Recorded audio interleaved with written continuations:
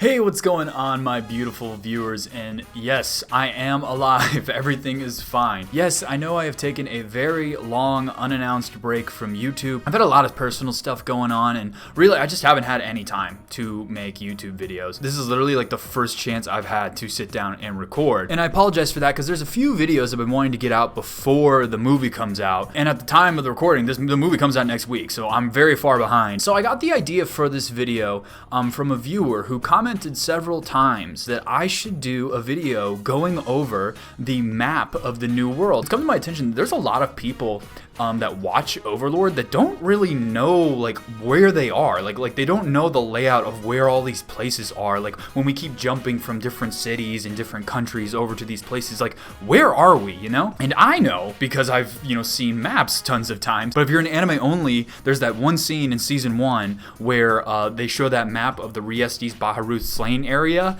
in Karn Village, and that's about it. You don't really see a map pretty much at all in the Overlord anime. So that's what I'm going to be doing today. I'm going to be going over a few different versions of the Overlord map and just kind of cover the areas and explain what I know about these larger areas, especially the ones that are relevant to the story. Just provide information on what the new world of Overlord looks like, a little bit more to you guys. So the first map we are going to be looking at is the largest official map from the Overlord light novel. This map right here that you're seeing on screen is from Overlord Volume 9. It has been translated, and as you can see here, despite it being the largest one we get from the source material, it really doesn't cover that much of the new world, at least as far as we know and what's been described. So the Great Tomb of Nazarick is right here, and as we can see, it's very close to Karn Village, which is where the first events take place, and it's also right next to the Great Lake and the Great Forest of Tob. These are where a lot of the early events of Season 1 and also Season 2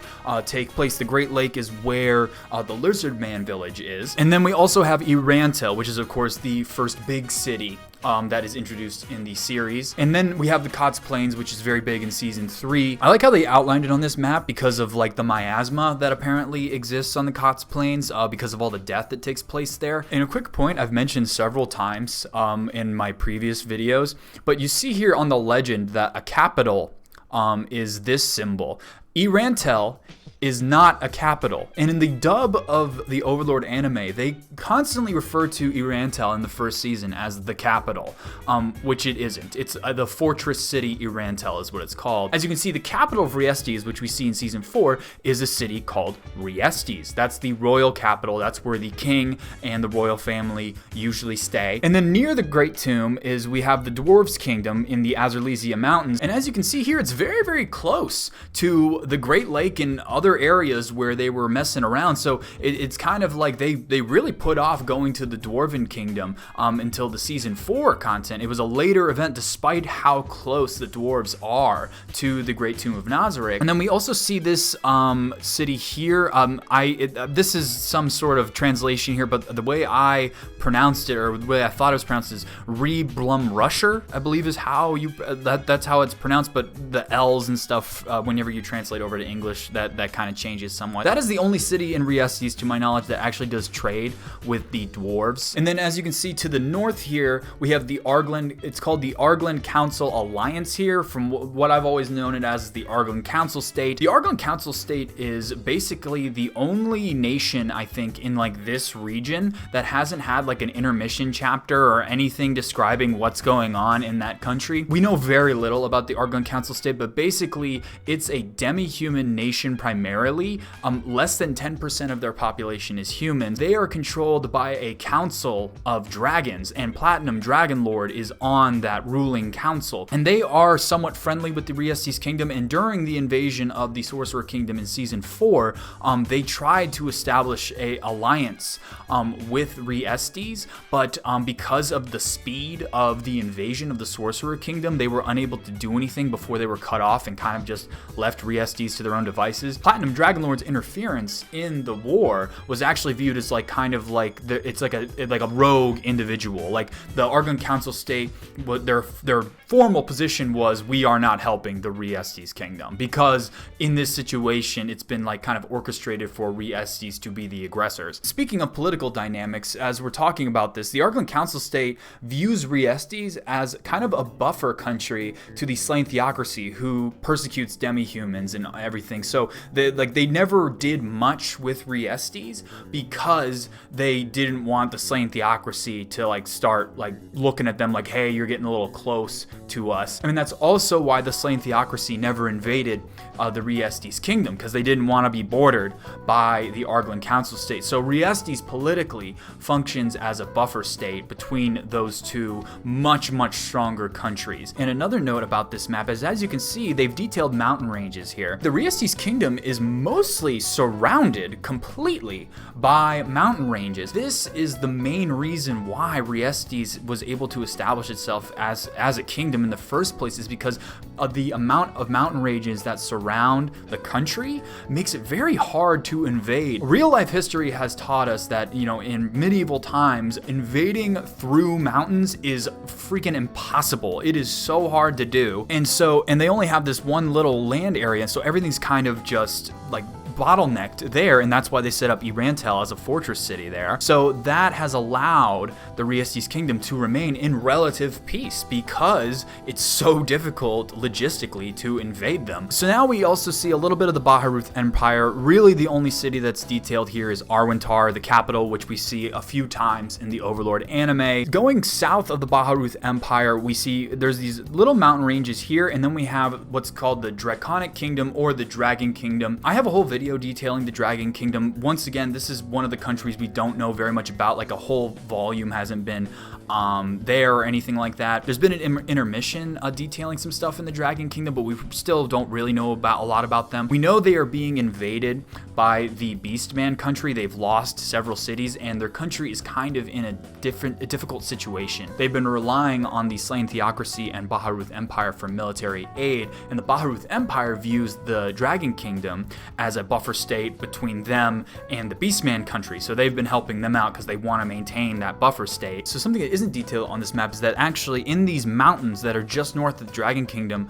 are tribes of wyvern riders. We don't really know much about them. We just know that they live in these mountains. And then we have, of course, probably the most relevant to right now, the Robo Holy Kingdom over here. We don't see the whole country. We just see the top half. So as you can see, they've even detailed the Great Wall. That is the wall that was built in order to keep out the demi-humans that are here in the Abelion Hills. It's not stated as the Abelion Hills, but this area right here is the Abelion Hills. And we also see they have this one land route that leads them into Re-Estize. I've detailed that in my Robo Holy Kingdom Explained video. But then we also have their capital here, which is much farther back from the Great Wall. Their capital is called Hoburns, I believe it's what it's called. And we actually don't even see the capital of the slain theocracy on this map. It's too far south for what this map details, but that pretty much covers what's on this map. And from what I understand, this part of the New World is the western edge of the continent, and there's way more stuff going east, because the way it's explained is that when you go east, you're reaching the central continent. So that would describe it as this being the western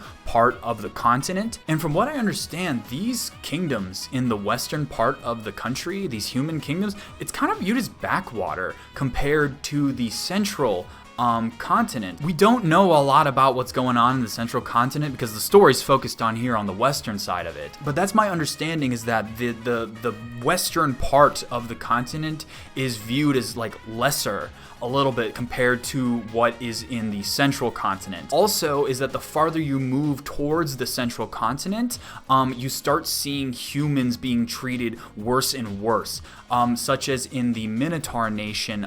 They were viewed as livestock one point. The Beastman country views them as food. You know, like the human populations are more and more subjugated and oppressed as you move out of the western edge of the continent and move towards the center of the continent. But that details the largest official map. Now, over the years, as I've made Overlord content, I've found several other fan art maps where they basically have taken the information that we know about other nations relative to their positions to the nations where we do know their locations off the official map. The one you're seeing on screen is one that I use a lot in my videos, but I use this map a lot because it's very visually appealing. It's nice to look at. I like the way this thing is laid out, but it's not 100% accurate. Like right here, it has the Wyvern Rider tribes as like its own thing here. And then also Dark Elf country. I don't believe there is a Dark Elf country. It's just that the Dark Elves live in a portion of the Elf country. It's just like this is the portion of the country where the Dark Elves lives. It's not a separate entity. Now on this map, as you can see, they mentioned Ur-Yuan-Shu, which I've mentioned several times in other videos. So Ur-Yuan-Shu is actually a floating city. It was viewed as the capital city of the Kingdom of the Eight Greed Kings, which was a group of players from 500 years ago. They were a group of players that actually conquered the New World and were responsible for the near extinction of the Dragon Lords a long time ago in the New World timeline. So the way this map has it, Ur-Yuan-Shu is in this like yellow outlined area, and then they have the wasteland is what they call it on this map. From what I understand, it's a big desert that is south of the Slain Theocracy, and Ur-Yuan-Shu is in the middle of that desert, and Ur-Yuan-Shu literally is floating, like it's in the air. It's like Atlas from Ruby. It floats in the sky, and beneath it is a city that has a magical barrier around it, and also Ur-Yuan-Shu produces an endless amount of water. So that's why this city and, you know, like basically state was able to establish itself in the middle of a desert, because Ur-Yuan-Shu produces a unlimited amount of water. And the barrier that surrounds the city beneath Ur-Yuan-Shu makes it like look like it's like they're not even living in a desert, because the barrier protects them from all the harsh conditions of the desert. There's another map I wanted to go over that I found that I really liked. I found it on Reddit. I really liked it. So this map right here is much bigger. It's the biggest one I've seen so far. So this map seems to be more geographically correct to what I know compared to any of the other maps outside the official ones that I've seen. They've really taken the time with establishing like geography here. They even like have labeled capitals. Yes, so Hoburn's, I was correct. That's the capital of the Roll of the Holy Kingdom right there. And then we have the Slain Theocracy here, and their capital, which wasn't on any of the other maps. And their capital was revealed to us in Volume 16, and it's called Silk Suntex. Silk Suntux? It's hard to pronounce. I believe in the web novel, the capital city of the Slain Theocracy was called Kami Miyako, which is Japanese, obviously. And I kind of like that name more because it makes more sense, because the Slain Theocracy was founded by the Six Great Gods, who are from Yggdrasil, who are Japanese. So that would make sense that their city would be named Japanese. So now we go south, and they have the Dolar Desert named here. And then we have Ur-Yuan-Shu in the middle of this desert, like I explained before. What I really love about this map is it goes more into the central continent and kind of shows a few things that have just been mentioned but never shown in the Overlord light novel. Up here, northeast of the Karnassus City-State Alliance is the Equestrian Kingdom. And then we have the plains here, and these are Centaur. It's called the Centaur Plains in the light novel, so it's obviously a non-human thing, and it's a kingdom of centaurs. And so that's another race we haven't really seen in the Overlord anime.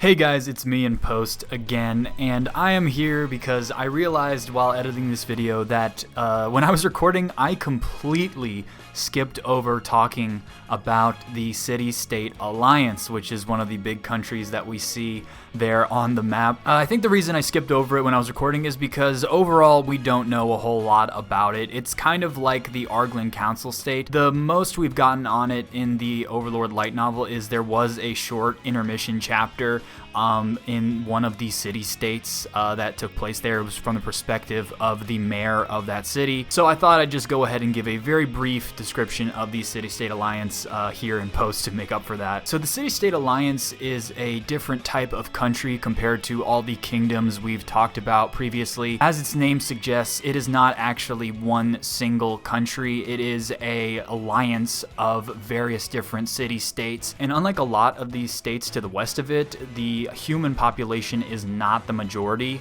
of the City-State Alliance. And actually, after the Baharuth Empire's vassalization to the Sorcerer Kingdom, the Adamantite adventurer group Silver Threadbird that we see in Season 4 of the anime has relocated to the City-State Alliance. Currently, the City-State Alliance is actually in conflict with the Equestrian Kingdom, specifically the Equestrian King, and they've been having some trouble with them because the military power of the City-State Alliance is independent to each city. So each city is pretty much left to fend for itself in terms of military strength in the City-State Alliance. As far as people, as I said, we get an intermission chapter from the perspective of the mayor of the city of Bebad, and her name is Re-Estize Kingdom, and she actually has a good relationship with Jerkneve, the emperor of the Baharuth Empire. But yeah, as I said, we don't really know a whole lot about the City-State Alliance other than its general structure and that one person in the one city of the City-State Alliance. So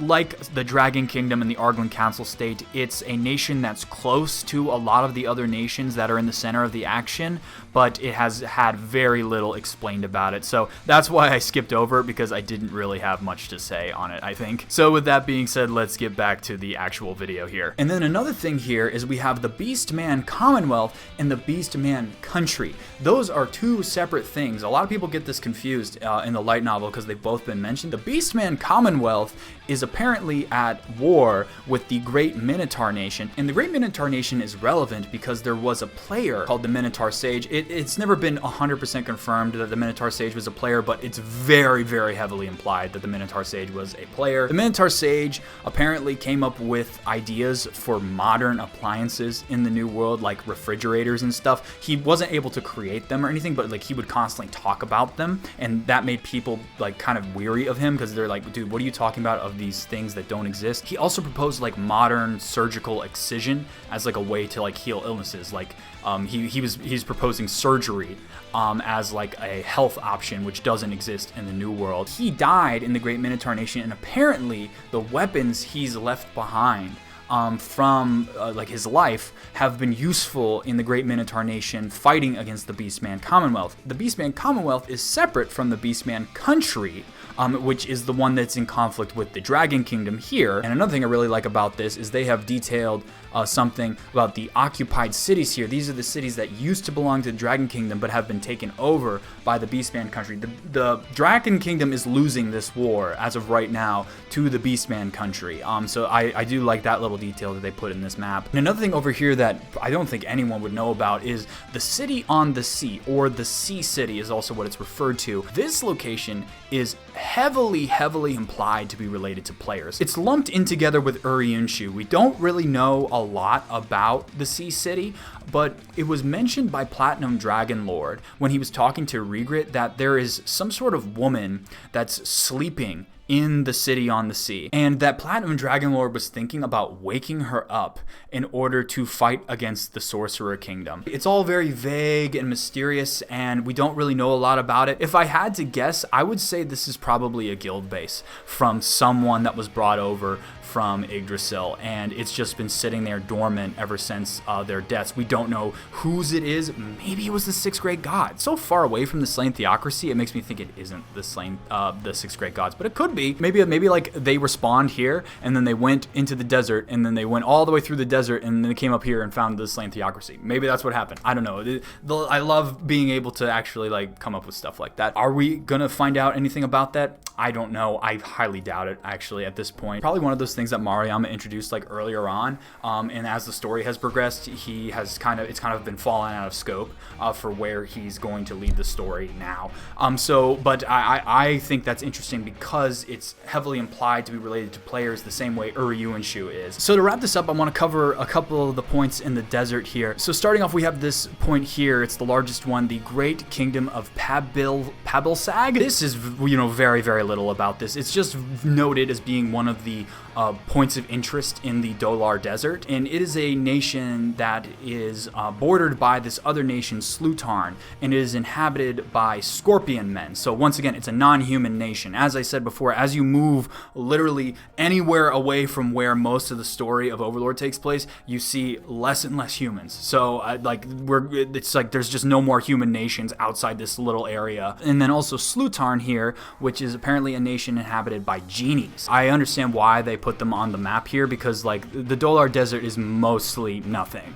There's just a few points of interest, such as Slutarn, the Great Kingdom of Pabilsag, and Uryuanshu as well. And so guys, that pretty much sums up the Overlord world map explanation. As I said, in the official sources, we really didn't get all that much in terms of the geography. For how big the world actually is and has been mentioned just offhandedly in the Overlord story, what we get in the official actual map is a very, very small chunk. It really reminds me so much of Game of Thrones in that sense, the world of Ice and Fire, in that, most of the events take place in Westeros, which is just this one country, and George R.R. Martin has created a world that goes way, way, way outside just what Westeros is. There's so many other places in this world, and it's so different to what we've seen in the Overlord story. Like I said, this one section of the New World that we've pretty much only stayed in is the only area of the New World where there's like these human nations. Everywhere else is like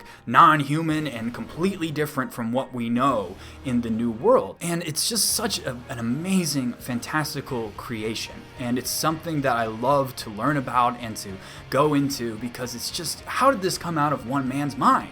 I don't know how it happened. It's just the creativity of it is just amazing. So guys, what did you think of this video? Did you learn anything from it? Do you have any things you want to like hyper focus on or hope we get some material on? Leave your thoughts in the comment section below. I always love to hear from you guys. If you enjoyed this video and you want to see more like it, please hit that like button on your way out. And if you aren't already, please subscribe to the channel. It helps me out more than you know, and it'll let you know when I post in the future. With that being said, I want to thank you all for watching to the very end of the video, and I will see you all next time. Bye.